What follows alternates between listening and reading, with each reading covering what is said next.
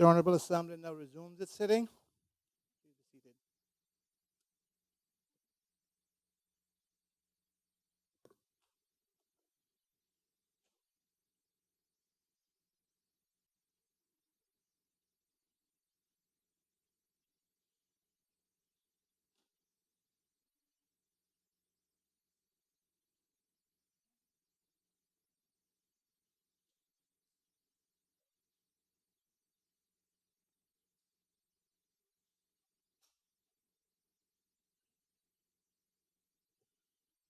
Does any honorable member wish to speak? The minister, the member from North Side, Leader of the Opposition. Thank you, Mr. Speaker. Mr. Speaker, I wish to make a few short contribution to the debate on the strategic policy statement as delivered by both the Minister of Finance and the Premier.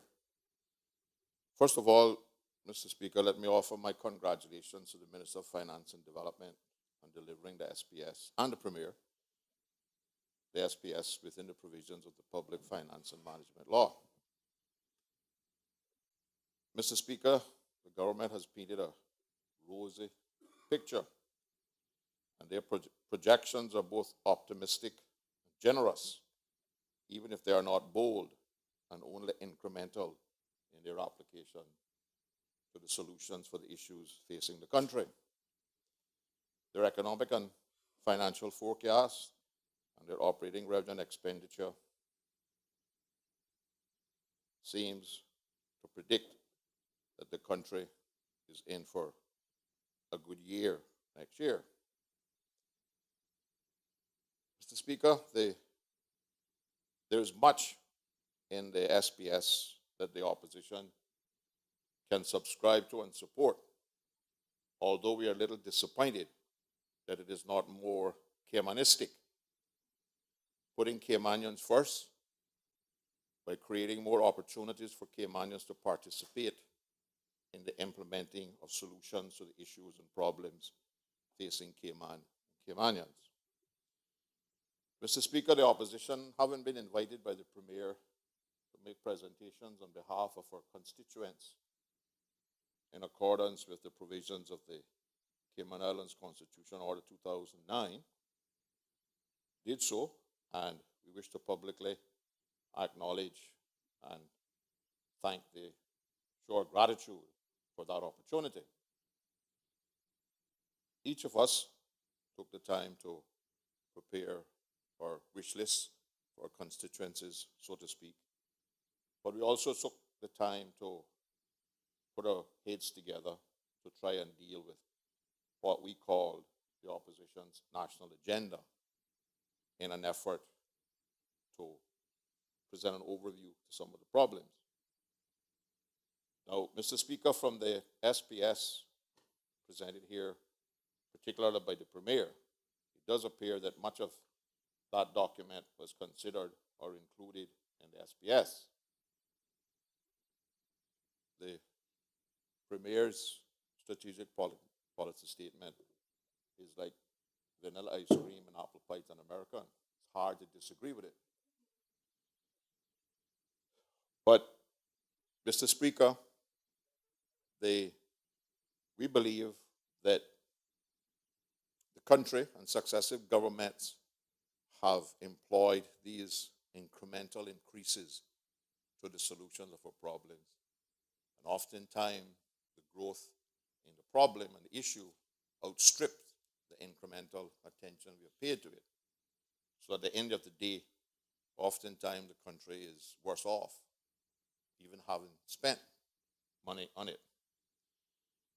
So we believe that the time has come for governments to propose some actions that are not only evolutionary but revolutionary in our approach to certain of these issues. And topping that list of ours would be education.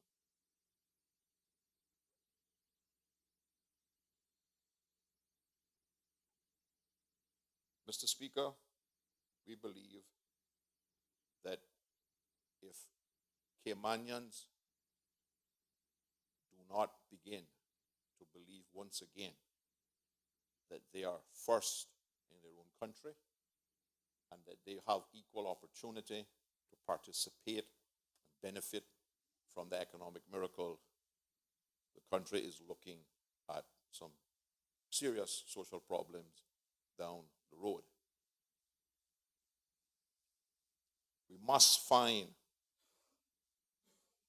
collectively solutions that will force Caymanians, or at least allow Caymanians, to believe in our solutions and resource distribution, that they can get back in charge of Cayman and Cayman's destiny.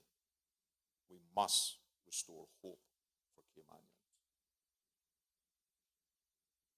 If you walk around this country today, Caymanians are beginning to believe, and unfortunately, they are beginning to accept, in my view, that they are second-class citizens in their own country. That's not how I was raised. That's not how my forefathers believed Caymanians should be. My parents believed the Caymanians must come first in all things related to Cayman. We have had various nationalities come to our shores and beat us over the brow about our education standards, our work ethics, and take control of our economy and deprive, often deliberately, Caymanians whose parents have spent their life savings, oftentimes exposing their asset base to raise money to educate their children. And when the children come back, they can't get any jobs. In my little community of Northside, I am faced with situations where parents spent their life savings to educate the first child. That child came home as with a bachelor's degree, couldn't get a job. They mortgaged their home to send a second child to school. Educated that with a master's degree. Child is back home, can't get a job. That whole financing arrangement was largely predicated on both of those children contributing to the household income in order to liquidate the mortgage for their education. Because that hasn't happened, the parents are losing the house to the bank. The children's grandparents are coming to me about what can they do, because while they have a room they could put the daughter in, they can't accommodate a daughter, husband, 2 children. We have to find a way to ensure that Caymanians get the opportunity that they deserve and they prepare themselves for. Much of what the Premier said in his strategic policy statement sounds good. He has my support to try to implement those things. But he and I both know that saying those things in this Legislative Assembly and getting the economic forces who now control our political process to accept that kind of dialing back of their authority over this country is going to be a tough road and a tough hill to climb. But if it is not done, one member of the opposition uses the phraseology when these people talk about how they have fear of my generation, is that they should not fear us. They should be afraid of who we are afraid of. And that is the next generation of educated Caymanians who are not being allowed to participate in the Cayman miracle.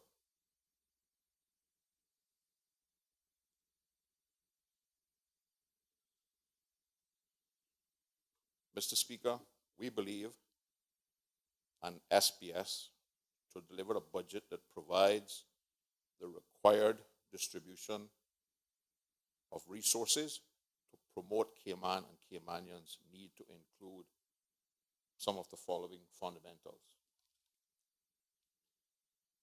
One, the interests of Cayman and Caymanians must come first. And I mean first. I don't mean after other people believe that they're first. And we have to stop making these people come here and believe that everything that we ask for Caymanians is somehow some sociological entitlement that we, as citizens of this country, are not entitled to, and that they must be the ones who decide what we're entitled to. We have to put our foot down and say, Cayman is for Caymanians. Caymanians must come first. Corruption. Number two, corruption must be routed out at all levels of government. And those who transgress must be dealt with appropriately and urgently. No longer can we tolerate people being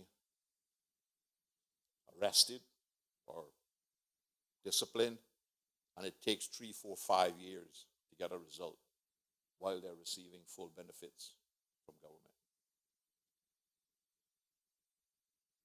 Another fundamental that we have to address: no one entity or group of entities must be allowed to dominate the market or industry to the disadvantage of Caymanians or the long-term interests of the Cayman economy. Mr. Speaker, we believe the potential exists that one particular entity is getting far too much control of the economy of this country and of properties. And whether we have to look to passing legislation that says, which would not be my first choice, Mr. Speaker, that certain entities cannot own beyond certain acreages or certain values of land. But these people do not have a Caymanian conscience. And I know, Mr. Speaker, they tell me that, well, Caymanians are selling on the businesses. The reason that is happening is because they have enough economic control to influence the destruction of that business to a level where they can purchase it. And Cayman was developed, and Cayman succeeded on Caymanian common sense and Caymanian entrepreneurship. If we do not introduce something like fair trade legislation in this country, through which we can limit the number of businesses that these one entities can use because of their huge economic value, we are going to find that Caymanians are going to be denied the opportunity to be entrepreneurs in their own country. And that cannot be good for this country. Caymanians who may be affected by any policy or legislation must be consulted and their concerns addressed before any policy or law is implemented. And the Premier mentioned this in his contribution or his policy statement, in terms that we need to be more accessible and we need to be more involved and more closer contact with the communities that we represent.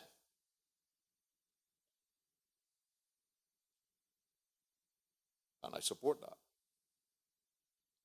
My political mantra has always been one of political participation, democratic participation. Participatory democracy is the words I use to describe it. Because from the time I was in this honorable house in the 80s, I've always believed, and I've always operated that way, that the people I represent have an inherent right to be part of any decision that I make on their behalf in these hollow chambers. Mr. Speaker, all Caymanians who are willing, who are able, willing, and qualified to work must be given opportunity for employment.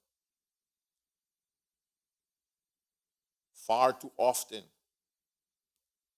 Mr. Speaker, I get reports of Caymanians being interviewed, believing that they have an opportunity to get the job. Oftentimes because they may have went to school in another country. They talk a little bit different from people like me. And when the question is asked, do you need a work permit? And they say, no, I'm Caymanian. The whole attitude of the employer changes. And from that on, the onset of the purpose of the rest of the interview is to find a way to eliminate the Caymanian employee. And that's not a one-off situation, Mr. Speaker. This is happening far too often. The other thing is that because the government put in place in the work permit regime that you must submit a clean police record, employers are demanding of Caymanians that they submit police records that are good for 6 months on an application for a job. And people are spending hundreds of dollars getting police records and never getting a job. I believe the employer should have the right to ask for that at the point of a job offer when a contract is tendered for employment. But to ask for it up front is, I believe, onerous on Caymanians who are unemployed, because they're having to take money that they may need to buy food for their children for the weekend to pay for a police record just to submit an application. And I believe those are the kinds of fundamental changes that we need to look for in order to restore the confidence in Caymanians that they can and should and deserve, not as a freebie, but through hard work, determination, and commitment, move up the career ladder. We all get concerned about unemployment numbers. Nobody is paying any attention to the underemployment that's taking place in this country. And that in itself is also depriving Caymanians of the opportunity for upward mobility in the country and their status in life.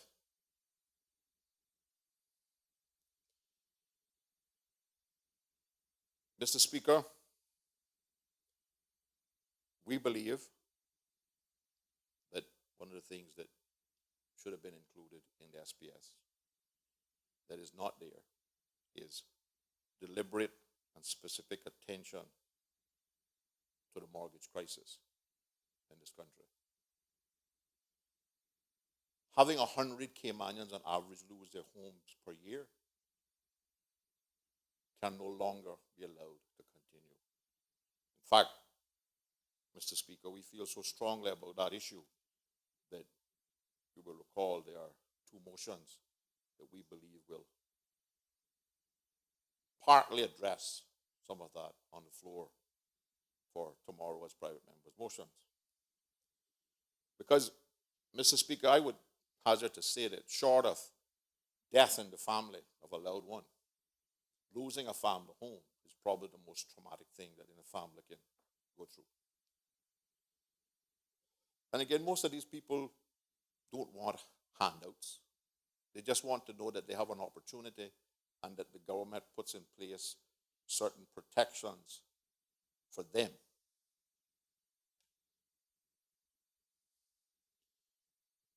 Mr. Speaker, I noticed that the operating revenue forecasts by the Minister of Finance have increased somewhat above those that the former Minister of Finance forecasted. And Madam Speaker, Mr. Speaker, sir, the last SPS by the Minister of Finance was 10 pages. This one is 54 pages. Substantially greater volume of words. I know, Mr. Speaker, because I read it every word last night before I went to sleep, and of which, in my thanks to the Premier, I wish to thank him for sending out the SPS yesterday afternoon and giving us an opportunity to have insight to it before we got here. But some of the things that I notice, Mr. Speaker, is that for 2016-17, the SPS was 896 before the estimates. Now it's at 908 over that 18-month period. For 2018, in the last projections, it was 683, and now it's 717. Looks like next year will be a bumper year. We're up some 34 million in revenue with no increase in fees, or, well, I must say that neither the Minister of Finance nor the Premier, although declaring quite that there would be no new fees, they did not declare that there would be no increase in current fees for services from government during this financial period. Because there's a difference between new fees and no increase in current fees, because we know that we were told that a couple of years ago, and during the year there were certain fees that went up substantially, like police records, which used to be $10, went to $25, and some of the licensing of vehicles and stuff was increased. Not that those may not have been justified. And then for 2019, the projection last year was 688, and now it's 694. Mr. Speaker, the only thing I would question is, or speculate on, is I wonder how much better the revenue would be if we had actually enacted the director's fees, which I believe were legislated in 2013, but they were not implemented, and none were collected during the last 4-year period. I'm left to wonder which political lobby had the power to prevent the introduction and collection of those director fees, because information coming to me is, and I believe on some of the projections made when they were legislated, there was substantial, some in the region of 20+ million per year. And the other thing that concerns the opposition, Mr. Speaker, is that we trust that there are no investor deals or concessions on duties, planning, infrastructure fees, stamp duty, etc., which will negatively impact government revenue and therefore limit expenditure on education, especially facilities, and social support for the needy and elderly. Because, Mr. Speaker, if some of these large investments were paying some of these fees, we would have much more money to spend on the needy, elderly, and education facilities.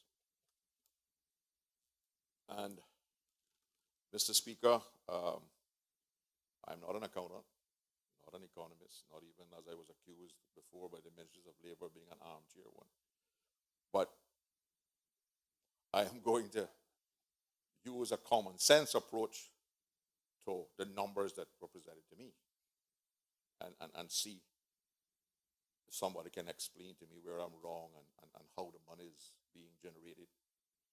Because for 2018, revenue is at 718, expenditure is 636. These are all millions, Mr. Speaker. 0.5, which gives an operating surplus of 801.5. Public authorities are losing 12 million, so I assume that would be deducted from the 801.5 operating surplus, which would leave 69.5 million. Debt repayment is 30.3 million, which needs to be subtracted from the 69 million, which leaves 39.2 million. We have capital investments of 101.2 million.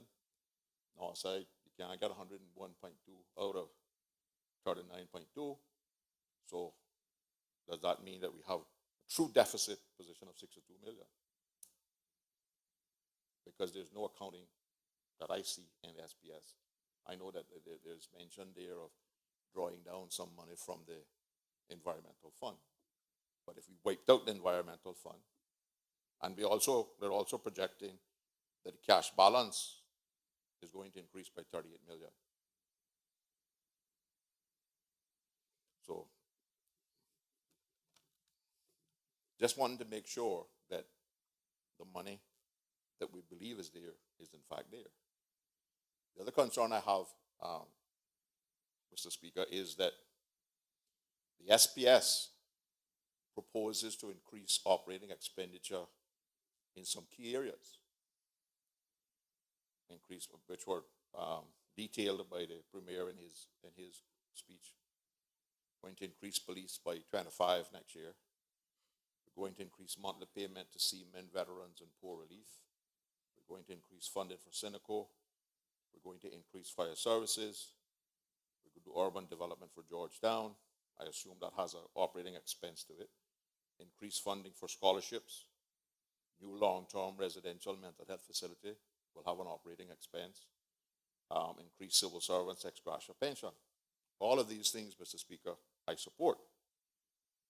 I just have doubt that, because again, looking at some of the numbers there, and going back to, if we compare it to 2016, which was the last year that we have accounts, and we compare it to the projections of expenditure for this year, there's only a difference of 54 million.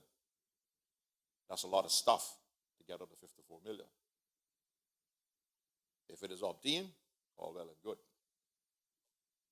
But I believe that it would be very difficult to do all of that out of $54 million increase in operating expenditure.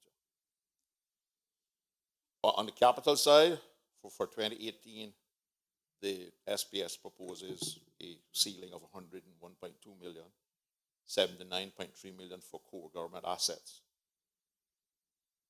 And then we have a litany of stuff that that's going to do. We say we're going to finish the John Gray High School. Given recent track records building those kind of schools, it would appear to me that there's going to be a lot more money required to finish John Gray High School. I would guesstimate somewhere in the region of 40 to 50 million, judging from the fact that we just spent 80+ million on the gymnasium alone. There's not that kind of money in this SPS for education in its totality, much less John Gray, and then we're proposing to do a primary school in West Bay, which I agree, I support, which I think is necessary. I think there's also going to be, within this budget period, which is a 2-year period, the need for an additional primary school in the eastern districts, because that is where the population is growing. We're going to have to do something about another primary school for the Savannah, Newlands, Bordentown, that whole section there. Because, Mr. Speaker, we in the opposition want to see education put at the top of the list, not number 3 or number 4. And if we look at the current financial period, that is 2016-17, that 18-month period, we will see from that the Ministry of District Administration, Tourism and Transport got $33 million in capital. The Ministry of Commerce, Planning and Infrastructure got 21 million. Education, Youth and Sports had to settle for 13 million. Can't tell me education is priority when tourism, transport, and district administration is getting 19.6 million more. Or commerce and planning is getting 7.7 million more. I don't believe that the numbers in the SPS on page 37, which indicate for the 2018 period, again, Minister of District Administration, Tourism and Transport is getting 21+ million. Minister of Commerce, Planning and Infrastructure is getting 20.8 million. Minister of Education is getting 18.6 million. Go to the second year forecast for 2019. Minister of District Administration, Tourism and Transport are getting 17.4 million. Minister of Commerce and Planning is getting 16.6 million. Minister of Education is getting 21 million. It is going to take us, if my guesstimate to complete John Gray High School is between 40 and 50 million till 2020 to complete John Gray High School without building the primary school in West Bay, which itself is probably going to cost between $15 and $20 million. because 18 and 21 in those 2 years is only 39 million. And if you have to wait to get the 33 million in 2020, I don't believe the children of the school can wait till 2020 for John Gray to be completed. I believe if we are talking about getting serious about education, John Gray High School needs to be completed in the 2018 financial year. And if we have to sacrifice the dock, some of Cayman Airways, the Turtle Farm, and others who are getting 17 and 21 million, all those sorts of monies, needs to be done. I support the position taken in the newspaper today by the Minister of Education that we need to increase salaries for teachers. Because as the man who was, you will remember him, Sir Frederick Smith, call him Sleepy Smith, told one of my constituent members on the discussion of the 92 Constitution draft that he complained that the politicians were getting too much money. And Sleepy Smith woke up and said, well, sir, if you pay peanuts, you get monkeys. Not a lot different with education and teachers. But again, if we're talking about getting serious about education in this SPS and in this budget year, and rewarding teachers for their efforts properly and fairly, $54 million in additional expenditure to cover all those things, including education, cannot cut it.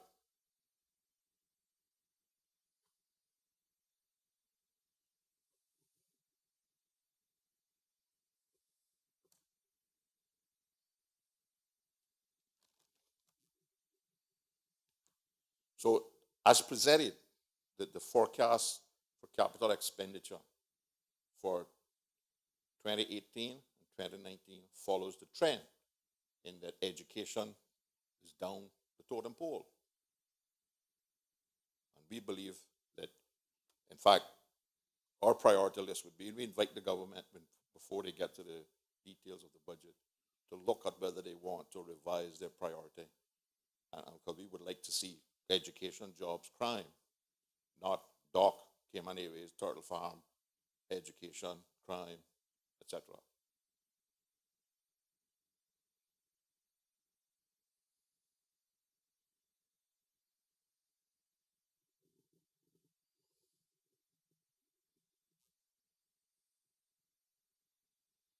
Because under the same capital projection, Cayman Airways is getting 17.5 million. Turtle Farm is getting 22 million. I don't know how much of the millions in the tourism is going to the dock. I don't know how it's going to be financed. We've asked for a presentation, and we look forward to getting that information, because it's very difficult to debate these things and offer constructive comment if you don't know what it is. But given the the situation in this country right now that education is in, we strongly recommend for the government to consider putting education as number one. Number one in recurrent expenditure increases, number one in capital expenditure.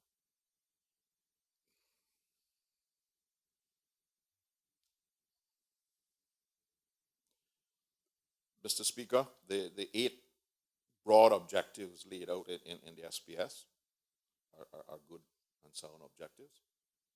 Some of them are quite similar to those outcomes that were projected for this current financial period and the period before that. And that's not to say that some improvements have not been made in some of those areas. But what it suggests is we still have a ways to go.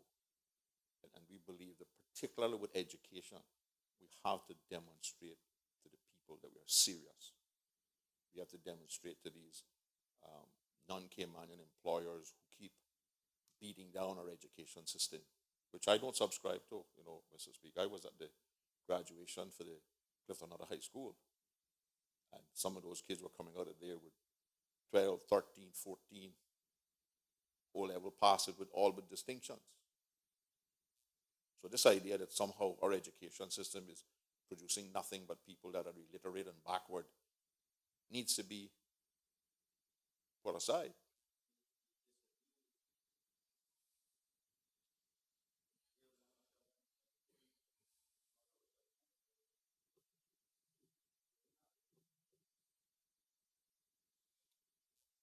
Because, Madam Speaker, education is the key to many of our issues and solutions in this country.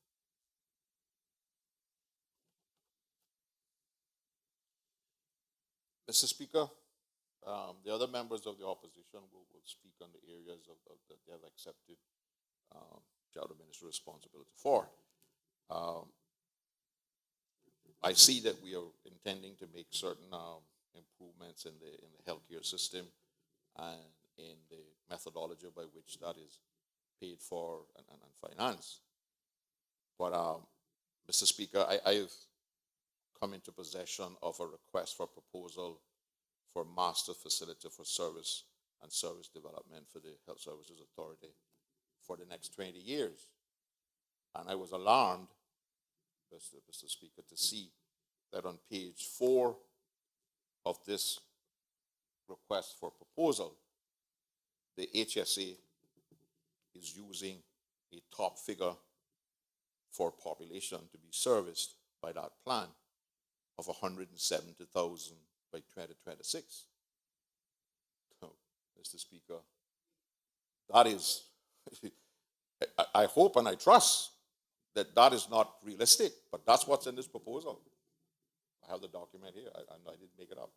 There are a number of projections, and the lowest takes the population in 2026 at somewhere around less than about 75,000. But the top growth is taking it up to 170,000 people. And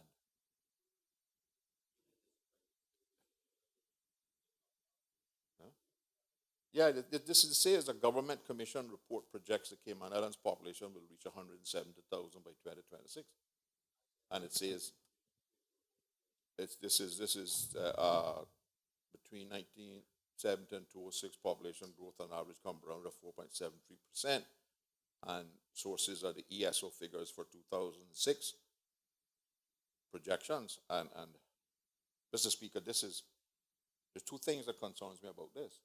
If you're going to develop a plan that has to have the potential in it to deal with a population of 170,000, that is going to require much larger facilities and personnel than a population of, which I believe the lowest one of somewhere in the region of 75 to 80,000 would require. And I would invite the Minister of Health to inquire. Well, I would assume that he is fully aware of this proposal, but those are some of the concerns I have with this proposal. There are others in the proposal, but I will leave these until the details in the budget. Honorable member, is that document a public document? It was sent around to members, or? No. I mean, I can table it.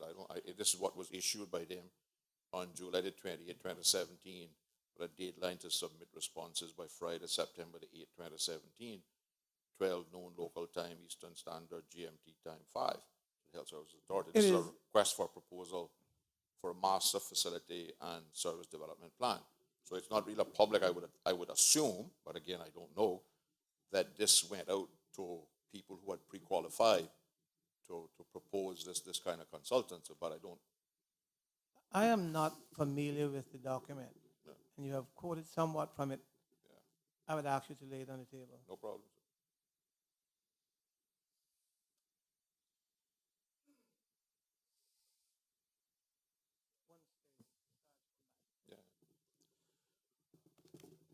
Mr. Speaker, the premier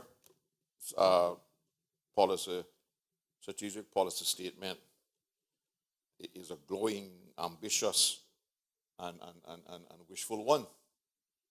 But it's so bright. We may need our um, solar eclipse glasses to read it.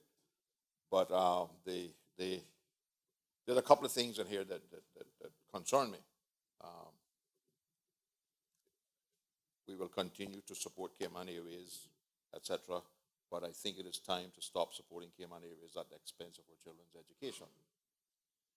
At some point in time, this subsidy has been converted to some kind of strategic investment in route development, needs to be reduced or turned off, because it's costing the country a lot of money.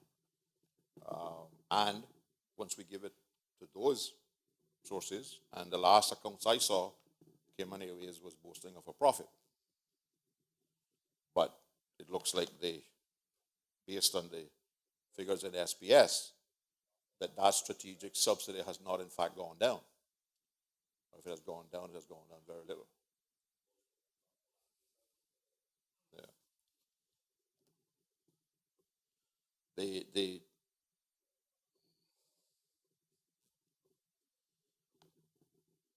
The idea again that we're going to increase the ex gratia poor relief payments to Caymanians is I believe, as the Premier said, most of us campaign on offering some kind of relief for that. But again, this is not small money. That has to come out of that $54 million total increase in expenditure. And maybe, Mr. Speaker, it is time, and maybe this will come out of the outline business case being done by the Ministry for Community Services, that the seamen and veterans should be included, and it should just be one form of poor relief help, because that would automatically apply the means test to it. We should be able to move beyond now where we have to have a separate ex gratia payment for seamen and veterans and a separate poor relief payment for other people who happen to be in the same economic strata.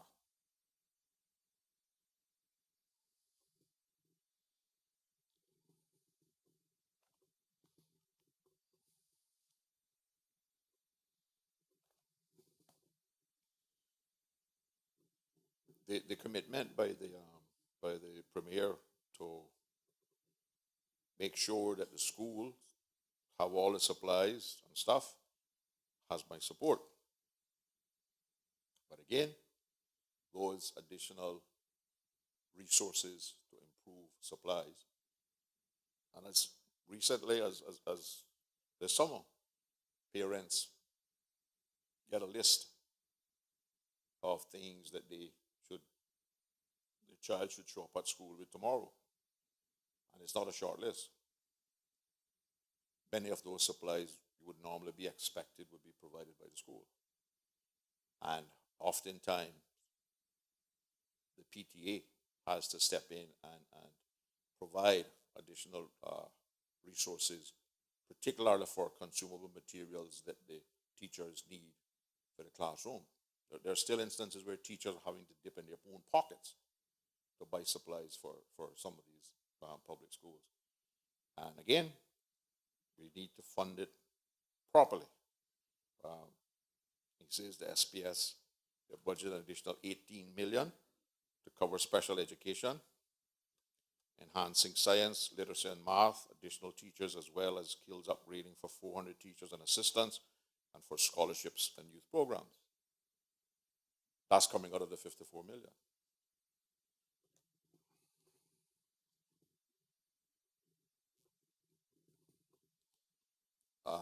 The idea of increasing the fire services, I wholeheartedly support as well, particularly the need for the Eastern Districts.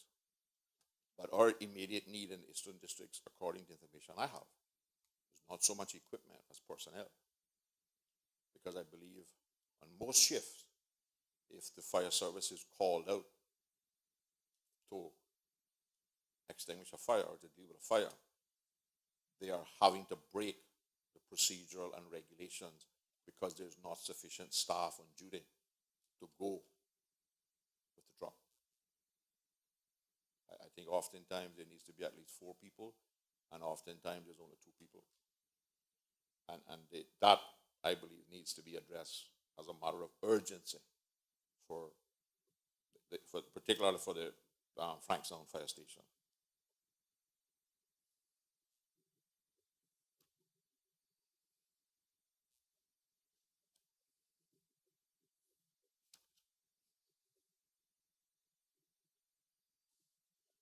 Mr. Speaker, I certainly agree with the Premier's, as he started off, and speaking of green, put in place an ongoing program for eradication of the green iguana. But again, Mr. Speaker, somehow the people who are responsible for the implementation of this eradication doesn't hear what's said in Parliament or hear what the intention of parliamentarians are. I can promise you, if they had implemented the motion brought here by the member for Easton and myself of paying $5 for an iguana, they would have plenty of them, but they are selecting by some means, which is very difficult to determine, who can be licensed to cull iguanas. One of the reasons we need them to get the $5 for the iguanas which we need to kill is to stop the people in my constituency from getting conch and lobster to sell off season. They can't get $5 for a conch. And this wall that they put up about the difficulty of handling dead iguanas, it's not a difficult thing to do. If you show up with the iguana, they give you the $5, they throw it in a pan. That evening, the Minister of Health can organize for the medical waste people to come in their truck or in a kind of truck, pick it up, carry it, and throw it in the medical waste and burn it.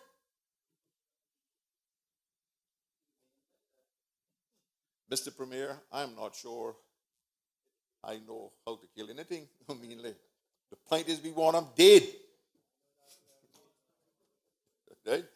Well, I mean, listen, be careful, because we are outnumbered by the green iguanas. So, but the point I'm trying to make, Mr. Speaker, is why do we complicate these things? It's the same thing with lionfish. Again, the Department of the Environmental Department are selecting who they want to license with a little 3-prong spear with a piece of rubber hose on it to kill lionfish, and they're giving it mostly to foreign Thai people.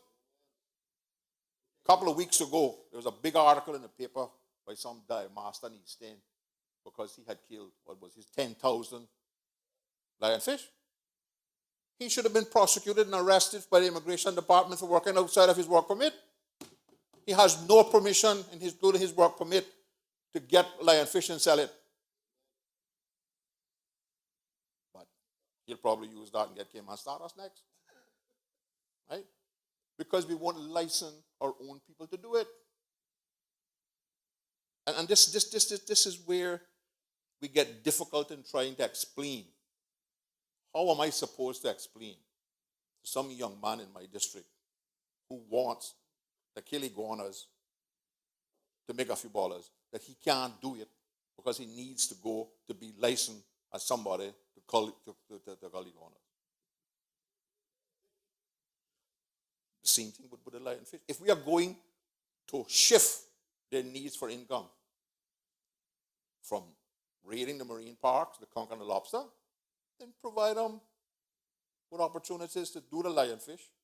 But again, we're still waiting on that spear gun regime, 3-4 years. But the National Conservation Board can find time to implement what they want. And they go north side and they can't tell the difference between Iron Joe and water or beach rocks. And they let the developers off the hook. Yeah. Because, and I will say publicly right now that I am writing a letter to the Minister of Environment because I have photographic proof that what the DOE said is not factual. You can't have mud water running into the marine park, which is generated by the machine cutting the mud in the water if the bond is operating above the high water mark. That's physically impossible. I don't know about Georgetown, but at least in the north side. But we have, we have a situation in my constituency where the planning department goes during high tide and said, not a problem because it's in the water. DOE look at the compass report and they go during low tide and say it's not in the water, so it's not a problem. So the problem remains unresolved. And the guy has claimed with rocks close to half an acre of land and block half of the inlet that everybody uses. And nobody will do anything about it.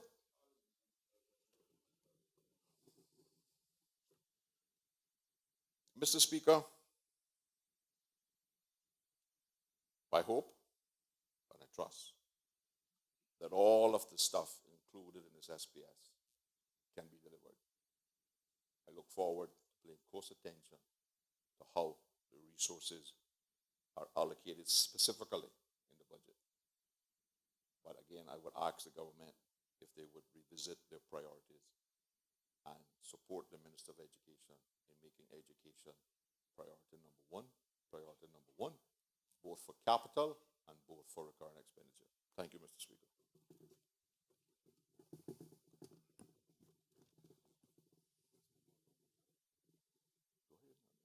Does any other member wish to speak? The elected member for Newlands.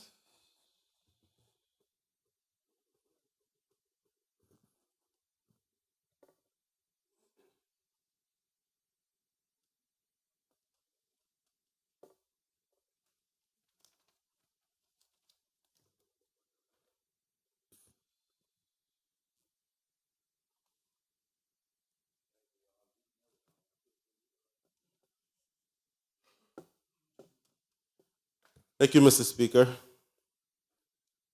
I also would like to give a brief contribution to the SPS on behalf of myself as representative for Newlands, but also as deputy leader of the opposition group. And I'd like to also begin by congratulating the government, PPM-led coalition government, on producing this SPS, which, as my colleague has mentioned, for the most part, contains various elements of the items that we presented. Thank you, Mr. Speaker. That we presented during our visit to Cabinet, Mr. Speaker. I really can only look one way at a time. If I hear the Premier out of order, I'll say so. But let's give the member time to make his contribution so that we can hear what he's saying.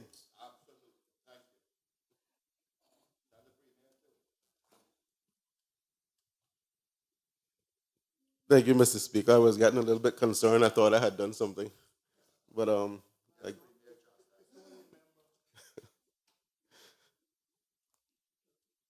trying to get back on track. I know other members want to speak, so I'll try to move this along. Mr. Speaker, I also want to give credit to the many civil servants who participated in this project, this process. I know that a lot of hard work has gone into producing this SPS as the springboard to producing our budget for the next 2 years. And I do understand, Mr. Speaker, when I make my comments that the SPS is a very sort of broad framework for the government to work from, and not much detail is provided. So my comments, when I do make suggestions, are hopefully going to be taken as constructive.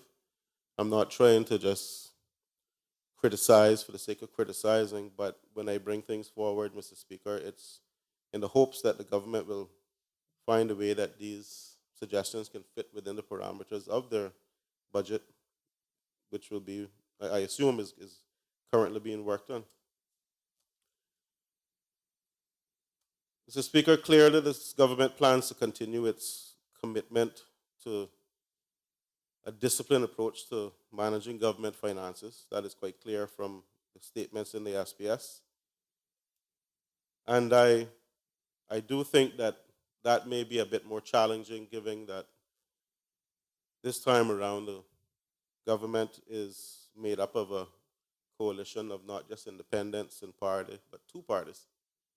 So clearly there will be some, and I think the Premier alluded to that earlier, some intense discussions and negotiation of what should go into this upcoming budget. One thing that I did note, Mr. Speaker, was that there are some key indicators being used to guide the process along. And these, in my mind, although not alarming, are give cause for some caution in being too optimistic. Because we do see that GDP growth was forecast to slow down slightly in coming years, and consumer prices are forecast to rise in coming years. And while unemployment sort of remains stable, there is going to be a slight increase in unemployment in the upcoming years as well. And I know the further you go in making these projections, the more the uncertainty, and so you have to factor that in. But I do see these indicators as being a warning sign as well, Mr. Speaker. Government is using, I think, primarily key construction projects that are coming online to forecast the future financial and economic health of these islands. But I don't see too much information being given on the likelihood of success of some of these projects. I know I do have my concerns with the Ironwood project, which has dragged on for some time, and the Beach Bay development. Two major developments like that could have a very negative impact on your projections if they don't happen. Consumer prices being on the rise as well is another area of concern. I mean, one considers, Mr. Speaker, that 44% of those currently employed are earning less than $2,400 a month, according to the latest ASO labor force report. I think that makes the point very clear that we have to be very cognizant of the effects of inflation and rising cost of living in this country. As more and more people fall into that income bracket, the more they're going to feel the effects of the high cost of living, and the more strain that is going to be put on government resources to assist those individuals. So I'd urge some caution in making predictions. I don't want to preach doom and gloom, but we have seen in the past 4 years that a number of projects that were slated to start didn't start. And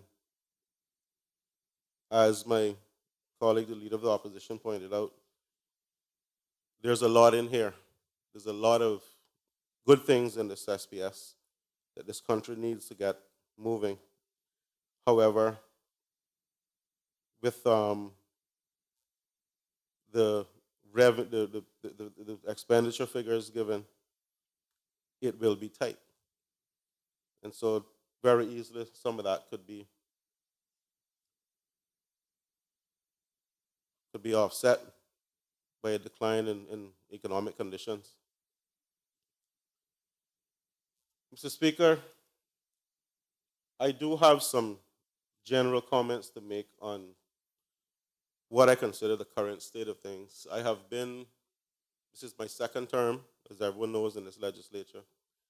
And I've been blessed and honored to have been given another term here. And in the few short months since the election, and before that, one thing is quite clear to me and my colleagues, is that we're not yet out of the woods in terms of the hardships that our people are facing. We still have a lot of people who are concerned, Mr. Speaker, with losing their homes, being able to pay their bills, being able to educate their children. The rate of crime, which I consider to be linked closely to economic conditions in the country, and the increase in antisocial behavior in the Cayman Islands. Jobs are still an issue, Mr. Speaker, and it's not simply finding a job nowadays. It is finding a job that pays you enough to take care of your family and take care of your children. And this, in my mind, based on my experience in the past few months, is now rampant. I mean, that is one of the most common complaints I get from constituents and other individuals who talk to me, is that they may be working, but they're barely able to survive on what they're making.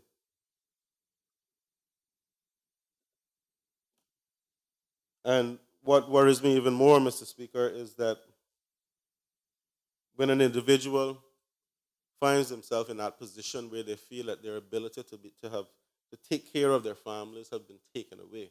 And that's the message that's delivered to me quite often, is that they feel that more can be done to help them, to support them, but they feel that the opportunities are being taken away. And when individuals get put in that position, Mr. Speaker, it's a recipe for social unrest. And again, I wish I could stand here and be more positive. There are a lot of good things happening in this country, Mr. Speaker. A lot of positive things. But there's an undercurrent now that scares me at times. There are individuals who talk to me on a one-on-one basis who express not just concern, but outright anger. And that anger is often directed, Mr. Speaker, at the government, the MLAs, the administration. And it really does concern me that we are developing a society of haves and have-nots. And if we don't make the bold steps now, Mr. Speaker, to address those concerns, I see us only heading to a downward spiral that will be very hard to recover from. And I'm not blaming anyone of us here, Mr. Speaker, and I want to be very clear about that, but I'm making a commentary on my experience and what is being communicated to me by Caymanians. I am in particular very concerned about the future for our young people.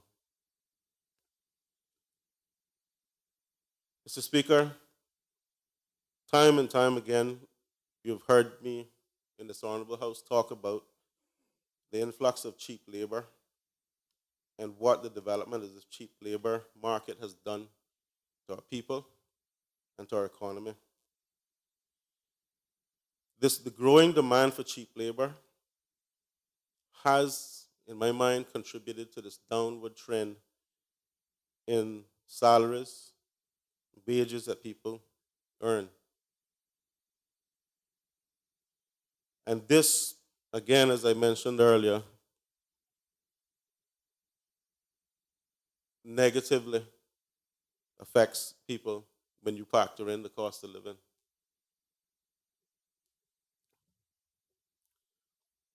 Mr. Speaker, I think the government strategic plan must contain steps to discourage the further growth and development of this cheap labor market. especially where that cheap labor is competing with our young people for jobs that require some skill, semi-skill. And our young people are finding it extremely difficult to just get a foot in the door to start their way down the road to being a productive member of this society. If you just think about the number of foreclosures that we have been hearing about, Mr. Speaker, and think about what has happened since the global recession, we have seen a decline in salaries and money that people make. A lot of those people, Mr. Speaker, had mortgages approved from before the recession. They were paying those mortgages. They were earning good money. But now, a lot of them have been made redundant. They have lost their jobs and gotten new jobs at a lower pay. And their salary no longer allows them to pay their mortgages. And what they're doing is, Mr. Speaker, they're juggling 1 month paying the mortgage, 1 month paying this bill, 1 month paying that bill.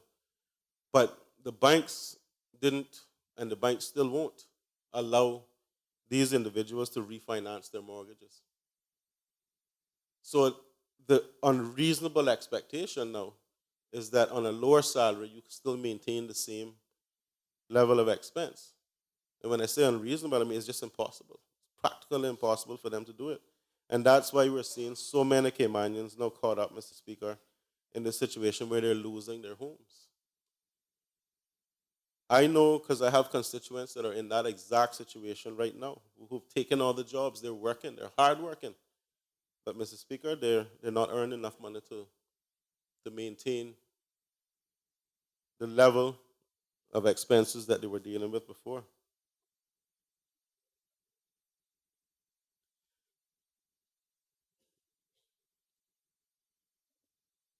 So, Mr. Speaker, the SPS identified several key expenditure targets,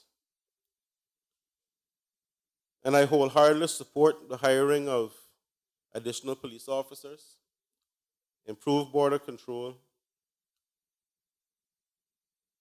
But I again share the concerns of the Honorable Leader of the Opposition that there may not be budgetary support to do everything that we need to do, Mr. Speaker. And I think that what is maybe missing from a lot of the SPS is more of an effort to get to the root cause of criminality in the Cayman Islands. What is causing the criminality? What needs to be done proactively to address it? I sound like a broken record, Mr. Speaker, when I talk about the immigration system, the work permit system that we have in place. And I'm pleased to see reform mentioned in the SPS that will hopefully improve the operations of the Immigration Department. But again, when it comes to training and development of Caymanians, while there's an effort explained in the SPS that there will be investment in education, facilities, and so forth, I still don't see where we're putting that much of a priority on education. In particular, Mr. Speaker, technical and vocational training. As I mentioned earlier, Mr. Speaker, many young Caymanians are here competing to get entry-level jobs with individuals who are here on work permit, whose greatest selling point is that they will work for cheap. A lot of them have come from countries that provide technical and vocational training, and that is their foot in the door, Mr. Speaker. As our young people get, those who are lucky enough to get entry-level jobs, over time, their skill set becomes outdated. They need to be upskilled. And again, I'm begging the government to make sure that when you drill down into the detail and you decide what these programs in education are going to accomplish and what the objectives are, that we ensure that the upskilling and the continuing education, adult education, is there for our people. According to what I'm reading in this document in the SPS, Mr. Speaker, we're heading for a construction boom if all goes well. But we have concerns. I campaigned on a lot of the concerns with the builder's law. I plan to bring a private member's motion to address some of those in the near future. But I also don't see where we are preparing. Where's the TVET to prepare our young people to take up these jobs? I know that the Premier mentioned and the SPS mentions that there will be an enhanced level of technical and vocational training, but I just don't see the budgetary support there to do it on the scale, Mr. Speaker, that we need to be doing it on. We have, for years, been fortunate because our population of Caymanians has been relatively small, and we have been able to get away with having imported labor. But if predictions are correct, as in this report here, or this was an RFP from the HSA, and we're looking at an increase in population of 170,000 by 2026.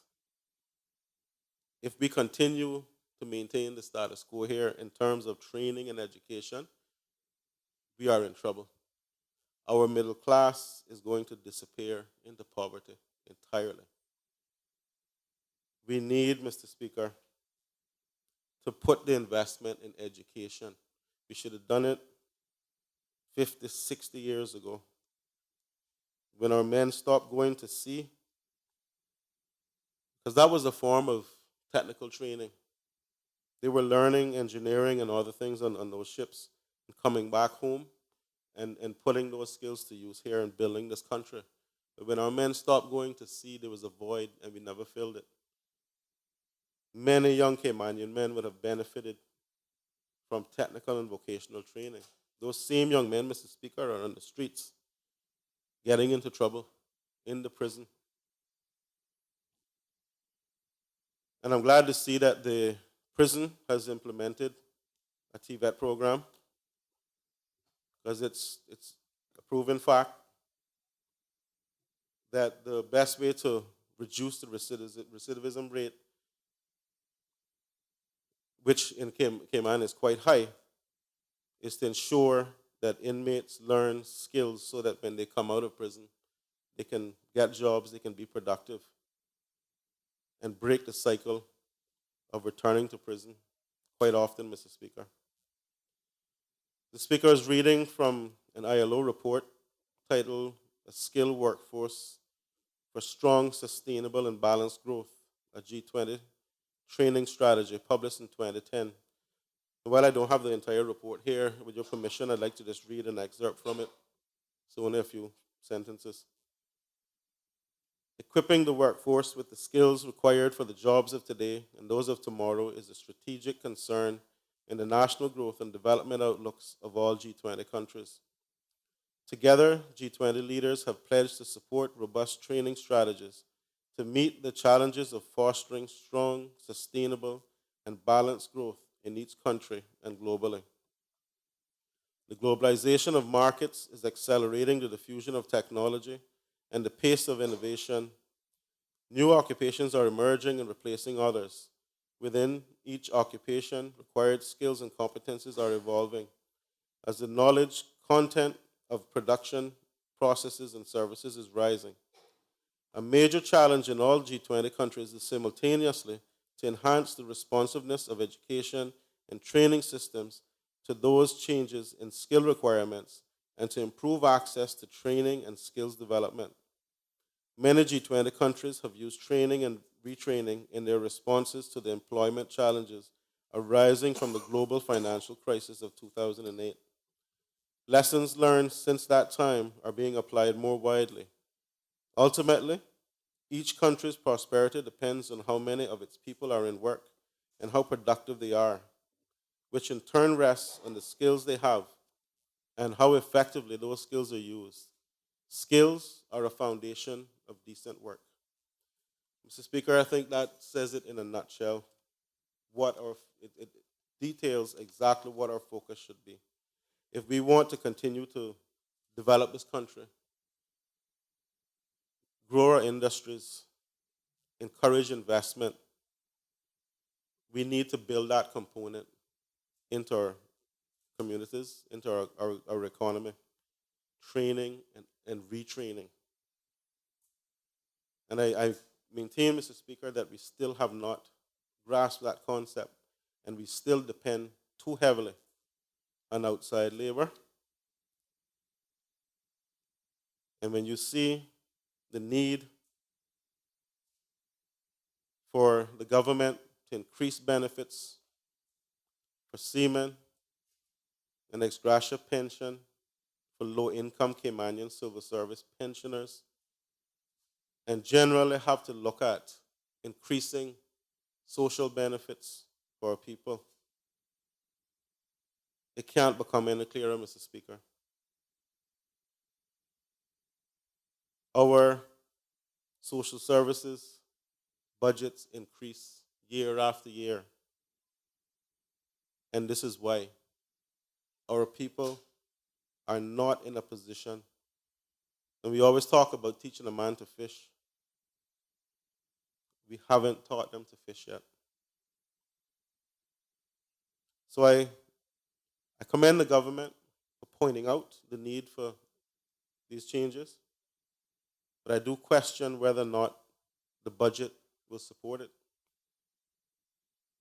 I know we're a little ways away from the budget, and I will wait to see what can be done, and I understand the financial restraints that are on the government. But if we have to prioritize, if we have to reprioritize anything, let's not sacrifice education. Again, Mr. Speaker,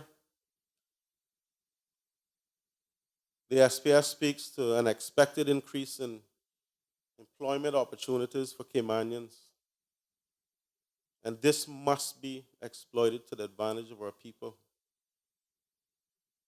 I really want to see more effort go into the negotiation of these development contracts, these concession deals that are offered to developers, to ensure that Caymanian participation, long-term, and training are part of the deal. I don't think we should continue to feel as if we need the developers more than they need us. Yes, they could go somewhere else and build their development, do their investment. But if we're doing that at the expense of our people, is it really worth it? We have too many of our people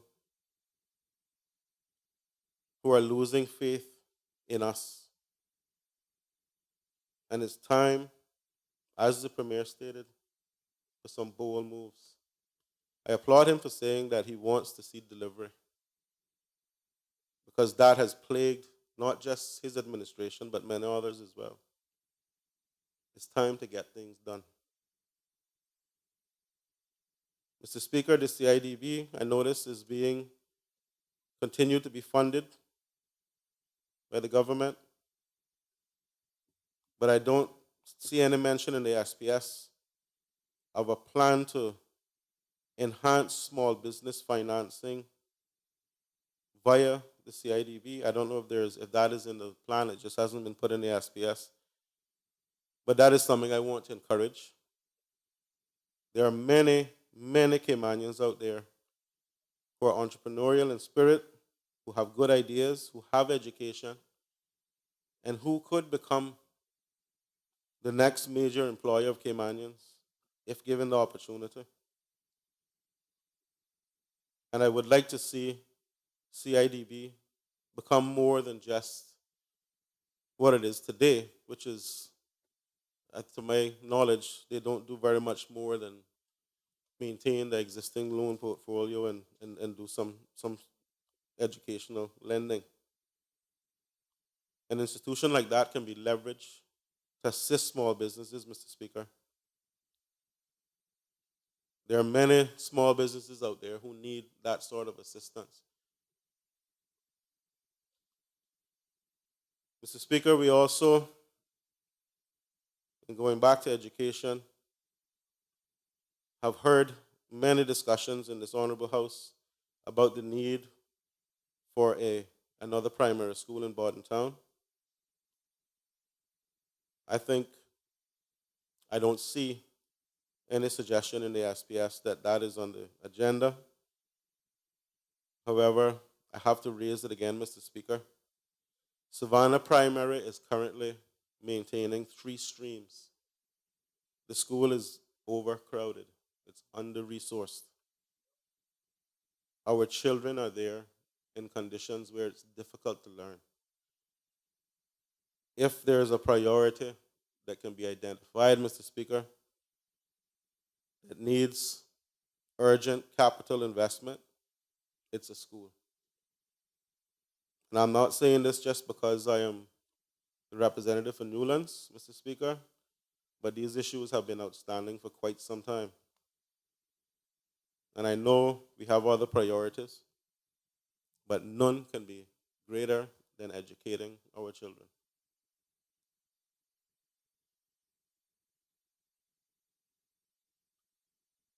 So I hope that the plans will include at least making a start on that process. I note we continue, Mr. Speaker, to fund losses at the Turtle Farm, Cayman Airways, and while I differ slightly in my view on Cayman Airways, because in my mind, if we didn't have Cayman Airways there, and not just in times of natural disaster, as we saw during Ivan, but as a protector as well, because if we had only foreign-run airlines bringing visitors to and from this island, or these islands, we may find ourselves in a situation where we're being held hostage to high prices. So it is good that we have a national airline where we can control the price and offset the cost of coming here if necessary.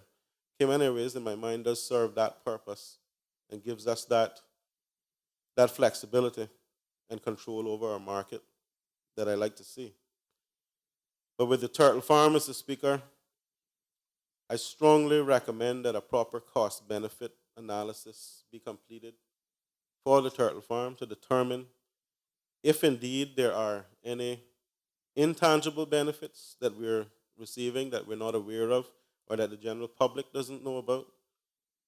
But we need to find a way to justify, if necessary, this ongoing capital investment in the Turtle Farm because it is quite high. And there are many now who are concerned that we're just throwing money away.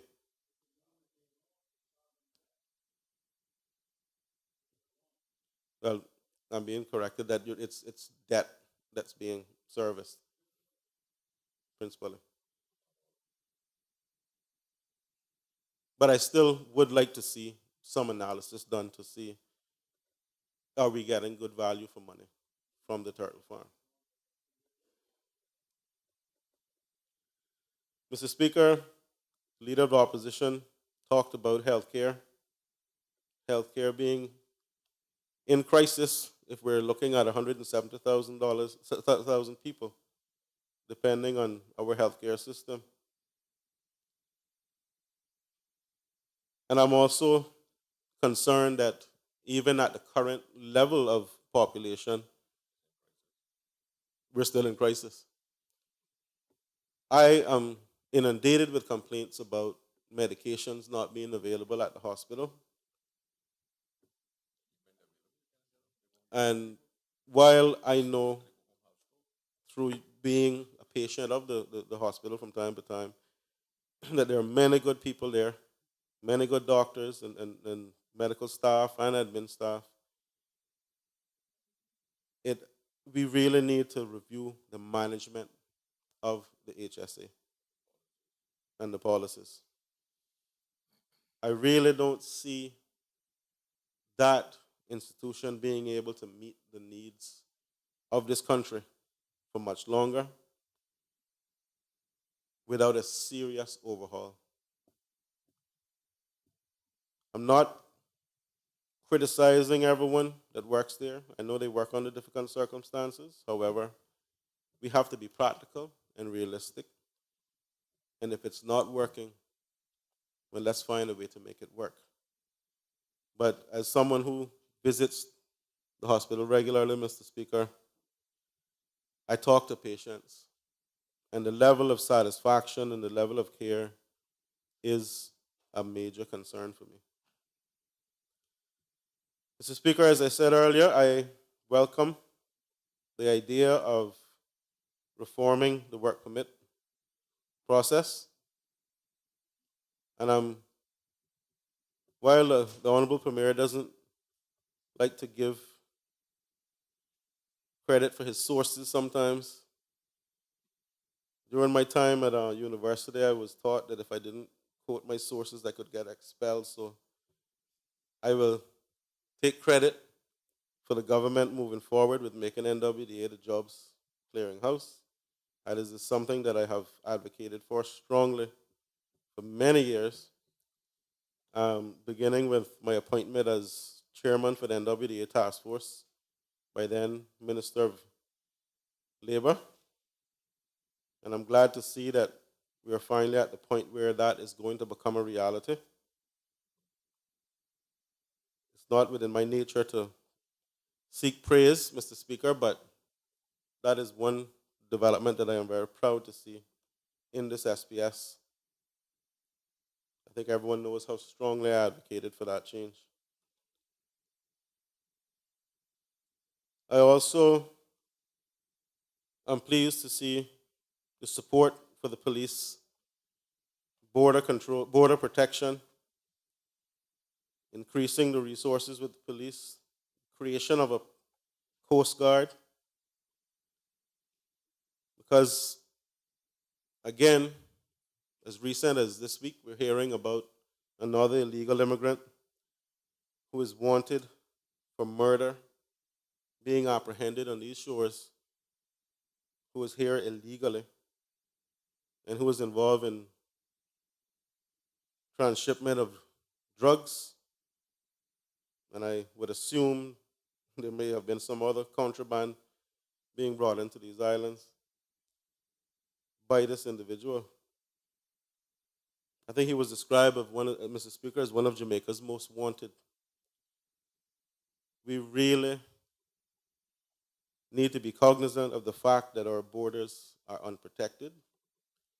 And I've heard so many young people, and these are young people who shouldn't know about it, but young people tell me about the various individuals who visit these shores on these Jamaican canoes and come here to commit robberies, commit murders,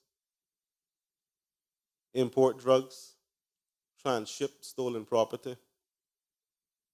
And it just escapes me how more people are not alarmed about this situation. These drugs and guns are ending up in the hands of our young people. They're being used to slaughter each other. They're being used to poison our children. So I wholeheartedly support the government's efforts in tightening up our borders. And I, in particular, Mr. Speaker, want to see more effort being made to punish those responsible for bringing these threats to our shores. Honorable Member, have you coming close to completion within the next 5 minutes? Yes, Mr. Speaker, just about 5 minutes.